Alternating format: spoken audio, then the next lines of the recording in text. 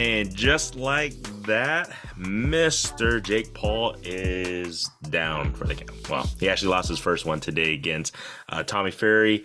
It was a split decision, and I actually agree with that. I was watching the fight, and it was actually pretty fucking entertaining, surprisingly. I'm not a big Jake Paul fan. However, he did prove that he can actually box with a professional boxer. So I got to give my hats off to that. It was actually a pretty entertaining fight. I actually agreed with the split decision, and there was, I did, I don't know if you guys heard the commentary on the fight and everything, but I totally agree that the referee made a lot of point deduction that he shouldn't have. There was one in the back of the head, one was holding, one on each fighter, on Tommy and one on Jake. I really didn't think they washed each other out anyway, so that was fine.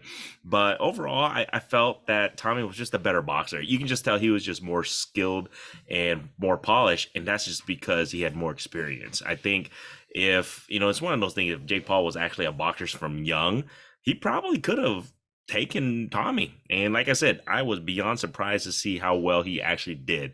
I didn't expect him to do that well against a professional boxer.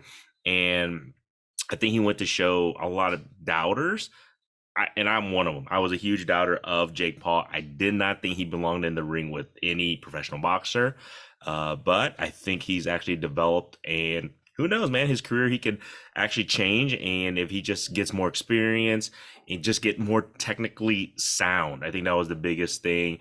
There was a few times I felt that he was just off balance while throwing he's kind of powerful knockout power right hand, but I think he got off balance while throwing that a few times. He was taking a lot of jabs, I felt like, and I think that if Jake Paul learns how to attack the body more, he wasn't really attacking the body, he head hunts.